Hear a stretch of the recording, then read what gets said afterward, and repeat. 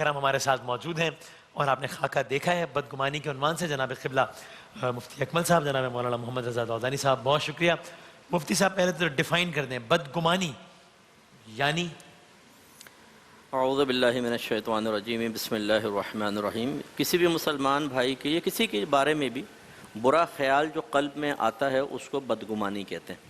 اچھا. اور اگر آپ اچھا گمان کسی کے ساتھ رکھتے ہیں، اچھا خیال، اچھا تصور، تو اس کو حسن ظن سے تعبیر کیا جاتا ہے. ٹھیک ہے. بدگمانی کا شرعی حکم حرام کا ہے اور حسن ظن قائم کرنا یہ اچھا ہوتا ہے. ظن المومنین خیرا، نبی کریم نے ارشاد فرمایا مومنین سے اچھا گمان کرو.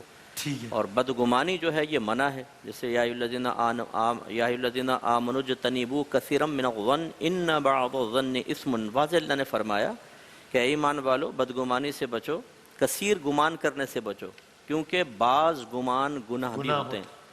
اور رحمت کونین صلی اللہ علیہ وسلم نے ارشاد فرمایا کہ ایاک والظن فانہ اکذب الحدیث، کہ تم گمان کرنے سے بچو کیونکہ یہ بہت بڑی جھوٹی بات ہے. اچھا. انہیں تو شیطان دل میں ڈال دیتا ہے نا، بدگمانی پیدا ہوتی ہے، تو اس وجہ سے سرکار نے اس سے منع فرمایا.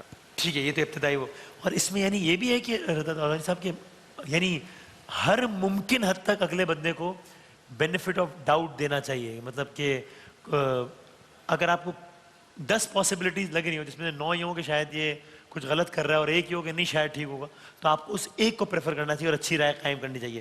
ایسا ہے. بسم اللہ الرحمن الرحیم. موارد میں فرق کرتا ہے. ظاہر ہے کہ ایک اصول تو یہی ہے کہ انسان پہلی تو کوشش یہی کرے کہ کسی کے بارے میں اچھا ہی خیال رکھے، اچھا ہی گمان کرے. صحیح ہے. لیکن مثال کے طور پر بعض ایسے کیسز ہو سکتے ہیں کہ جس میں انسان کو اپنے آپ کو اس ممکنہ خطرے سے بچانے کے لیے ڈیسیجن لیتے ہوئے ایک دوسرے پہلو کو بھی دیکھنا پڑے. مثلا یہی سورہ حجرات ہے کہ جس میں یہ آیت ہے، جیسے مفتی صاحب نے بھی ارشاد فرمایا، اسی میں آپ کو یہ ملے گا کہ ان جاءکم فاسق بنبأ فتبینوا ان تصیبوا قوما بجہالۃ فتصبحوا علی ما فعلتم نادمین، کہ اگر تمہارے پاس فاسق کوئی خبر لے کر آ جائے تو بچو، چیک کر لو، غور کر لو، تحقیق کر لو. ایسا نہ ہو کہ وہ کسی کے بارے میں تمہارے پاس خبر لے کر آ جائے، تم جہالت میں اس کے اوپر ٹوٹ پڑو کہ یہ تو بہرحال کہہ رہا ہے تو صحیح ہی کہہ رہا ہوگا، اور بعد میں تمہیں ندامت کا سامنا کرنا پڑے. تو کیس ٹو کیس ویری کرے گا. پرائمری اصول یہی ہے کہ انسان خواہ مخواہ کسی کے بارے میں کوئی برا خیال نہ رکھے، خاص طور پر مسلمان کے بارے میں، مومن کے بارے میں برا گمان نہ رکھے. لیکن یہ ہے کہ بہرحال جہاں کوئی تیسرا انوالو ہو رہا ہے اور اس کے حوالے سے کوئی اقدام کرنا ہے تو پھر اس حوالے سے تو بہت کوشش ہونا پڑے گا. کہ مثال کے طور پر یہ کہہ رہا ہے کہ وہ میرے بارے میں کوئی برا ارادہ رکھتا ہے تو میں اس کے بارے میں حسن ظن رکھتے ہوئے اس کے بارے میں سوء ظن رکھ رہا ہوں. تو یہ آپس میں کانفلکٹ ہے دونوں چیزوں کے درمیان کہ اگر میں اس سے حسن ظن رکھتا ہوں اور اس سے سوء ظن رکھتا ہوں تو اس کا نتیجہ کیا ہے کہ کوئی ایسا ایکشن نہ ہو جائے کہ جہاں پر کام بہت خراب ہو جائے. اسی لیے کہا جاتا ہے دفع ضرر محتمل، کہ انسان ایک ممکنہ جو پروبیبل ڈینجر ہے اس کو ایوائڈ کرنے کی کوشش کرتا ہے، اس کو ایوائڈ کرے، مگر اس کے بارے میں خواہ مخواہ کوئی دوسرا ایسا گمان نہ رکھے کہ جس کی وجہ سے اس کی شخصیت آپ کے دل میں خراب ہو. ایک کوشش اپروچ ہو سکتی ہے لیکن نیگیٹو اپروچ نہیں ہونی چاہیے. بالکل صحیح، بالکل صحیح. لیکن مفتی صاحب یہ بھی بڑا ٹرکی نہیں ہے؟ مطلب اب میں انسان ہوں تو میں اب یہ کیسے جج کریں کہ یہ بندہ جو یہ یعنی اب اس کو اس کیٹیگری میں ڈالنا چاہیے کہ جو رضا بھائی نے بتایا بھی، رضا دودانی صاحب نے، یا اس کیٹیگری میں ڈالنا چاہیے کہ نہیں اس کے بارے میں حسن ظن رکھنا چاہیے؟ کیسے پتہ لے کہ کس صورتحال میں کیسے ریئیکٹ کرنا ہے، کس کے بارے میں کیا رائے قائم کرنی ہے؟ جی دیکھیں، اس میں ظاہری قرائن جو ہیں وہ بنیاد بنتے ہیں. صحیح ہے. اگر کوئی شخص ایسا ہے کہ پہلے سے 2-4 دفعہ آپ کے سامنے جھوٹ بول چکا ہے، جھوٹ پکڑا بھی گیا ہے، یا آپ کو ایک آنکھ مارتا ہے اور کہتا ہے یار بدامی دیکھ رہا ہے ذرا تھوڑا یار میں کچھ بولوں گا، اور کسی کو سامنے جھوٹ ووٹ بول رہا ہے، اب آپ سے جب کوئی یہ بات کرے گا نا اور آپ کے دل میں گمان آیا یار مجھے بھی کوئی گولی فٹ کر رہا ہوگا، تو اس میں کوئی حرج نہیں ہے کیونکہ اس نے خود اپنے آپ کو بدگمانی پر پیش کیا. یہ والا گمان گناہ نہیں ہے نا؟ یہ گمان گناہ نہیں. لیکن اس میں یہ علماء نے فرمایا کہ بعض اوقات بہت جھوٹا بھی سچ بول دیتا ہے، اس لیے ہونا ہی چاہیے کہ اس کو یقین کے درجے تک نہ پہنچنے. اچھا صحیح ہے. یقین کا درجہ کب ہوگا؟ جب ہماری قلب کی کیفیت 2 چیزوں کے بارے میں ایسی ہو کہ ایک طرف 100% اور دوسری طرف 0، یہ یقین کی کیفیت ہوتی ہے. تو یقین کا درجہ نہ ہونے دیں. یا ظاہری علامت یقین کی بنتی ہے کہ آپ کچھ کلام کر لیتے ہیں، مثلا وہ گیا تو آپ نے کسی سے کہا بڑا جھوٹا آدمی بھی جھوٹ بول رہا تھا، ٹھیک ہے نا، یا پھر آپ نے قطع تعلق کر لیا گیا جھوٹ بول رہا ہے، یہ آپ کے عمل سے ثابت ہوا، تو یہ اس کو اس درجے تک نہ پہنچنے دیں. اگر کسی کے ظاہری قرائن ایسے ہیں کہ وہ جیسا بھی یہ خاندان کے اندر ہوتا ہے، جس خاکے میں بھی ہوا، ہاں، لیکن اب کیسے اس نے ظن قائم کر لیں؟ معذرت کے ساتھ ہماری بہنیں برا نہ مانے، بعض ساسیں ایسی ہوتی ہیں خطرناک قسم کی کہ جب ایک بہو اس کی فیور میں ہوتی ہے، اس کو راز سارے بتا رہی ہوتی ہے، دوسری بہوؤں کے خلاف جا رہی ہوتی ہے، پھر کبھی اس سے لگ جاتی ہے، دوسرے سے وہ گروپنگ چینج ہو جاتی ہے، تو پھر اگر یہ کوئی بات بولے گی وہ بہو کیسے اس نے زن قائم کر لے کہ ساس تو پہلے ایسی تھی. اس طرح بہوؤں کے معاملات ہوتے ہیں. تو اس میں یہ ضرور ہے کہ اپنے پروٹیکشن کے لیے آپ تھوڑے سے گمان کو دل میں جگہ دے دیں لیکن یقین کے درجے تک نہ آنے دیں. صحیح ہے. یہ تو پاکستان کے موجودہ سیاسی حالات سے بھی مماثلت لگی ہے مجھے اس کی. یہ آپ بیسٹ اس پہ کمنٹس کر سکتے ہیں کیونکہ آپ تو دیکھتے ہیں سامنے اور آفیر جب بیٹھتے ہوں گے تو پھر آپ کہتے بھی ہوں گے مجھے ایسے ہی بالکل ایسے ہی. یہ جماعت کل تک فرشتہ تھی آج ولن ہو گئی ہے, یہ کل تک ولن تھی آج فرشتہ ہو گیا ہے, یہ بندہ کل تک بہت زیادہ عجیب و غریب معاملہ ہے سارے کا سارا, بہت ہی زیادہ.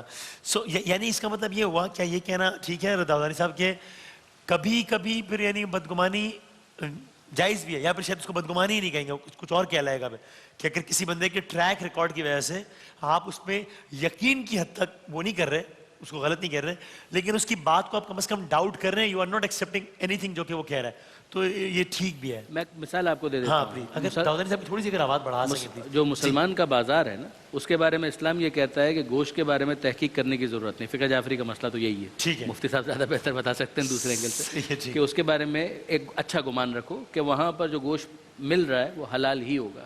لیکن اب ایک آدمی ہے اسی مسلمان کے بازار میں ہے, پکڑا گیا کہ یہ کتے کا گوشت بیچ رہا تھا, یا مثال کے طور پر ملاوٹ کر رہا تھا, یا کوئی ایسی چیز کر رہا تھا. آپ مجھے بتائیے جب 2 مرتبہ 3 مرتبہ 4 مرتبہ اس کے بارے میں یہ چیز آ جائے گی تو پھر اس کے بعد کیا آپ کریں گے؟ آپ ظاہر ہے کہ اس کے بارے میں کم سے کم احتیاط کا پہلو اختیار کریں گے. آپ کہیں گے کہ ٹھیک ہے صاحب دوسری بہت ساری دکانیں موجود ہیں, مجھے کتنی رکعت کا ثواب ہے کہ ایک مشکوک مال کو میں صرف اس نے زن کا بینیفٹ دیتے ہوئے اس کو خریدوں اور اس کے بعد پھر اس کے جو آثار وضعی ہیں ان کو میں فیس کرتا پھروں یا میرے بچے فیس کرتے پھریں.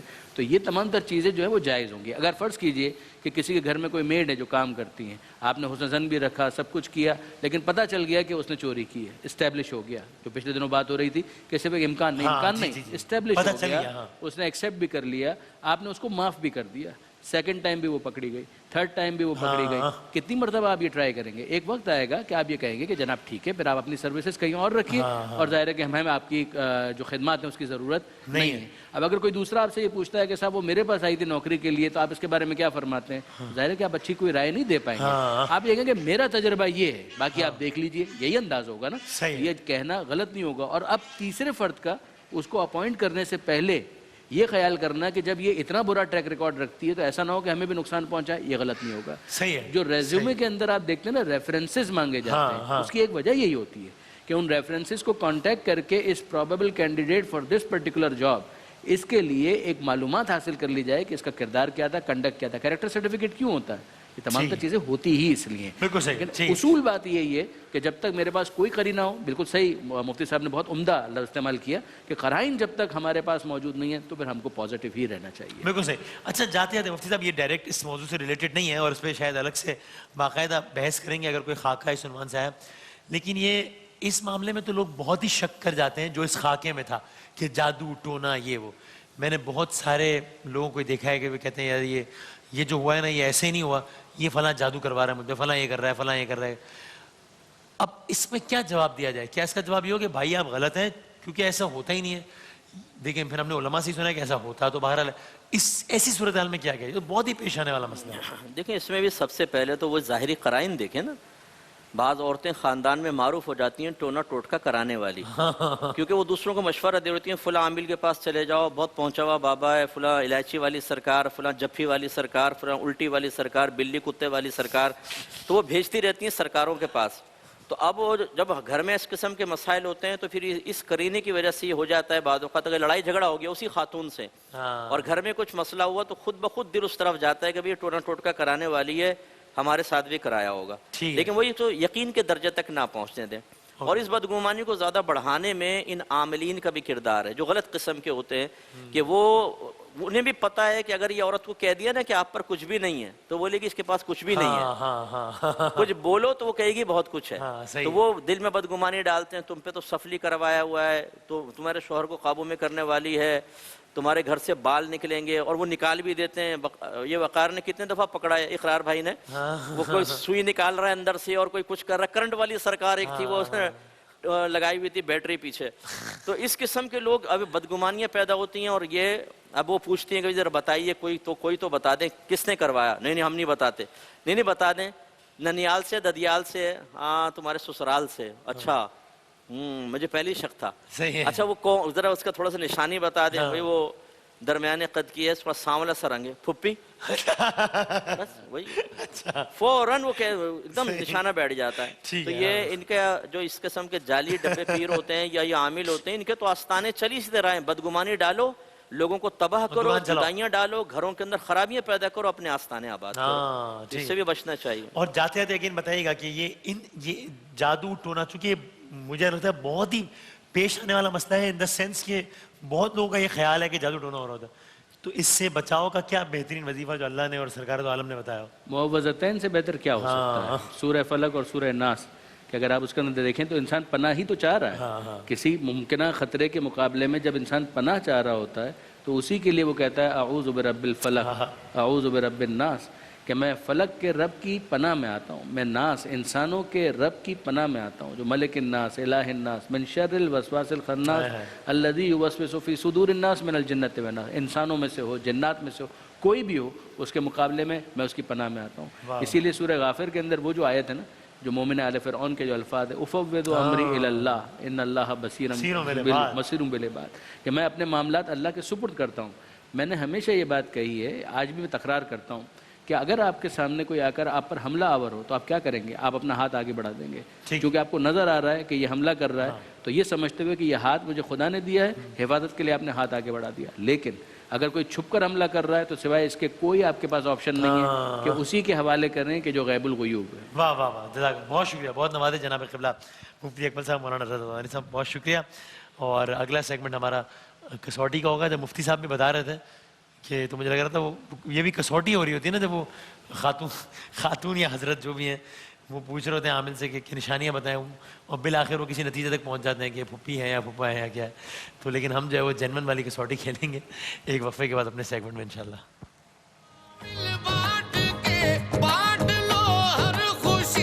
رحمتوں اور برکتوں کے اس مہینے میں بانٹیے خوشیاں اپنوں کے ساتھ. سہولت بازار لایا رمضان اسپیشل ڈیلز, افطار واؤچرز اور بے شمار گفٹس. آرڈر کرنے کے لیے ابھی لاگ آن کیجیے www.sahulatbazaar.com پہ, اور مزید معلومات کے لیے +92 322 7335 749 پر ہمیں واٹس ایپ بھی کر سکتے ہیں.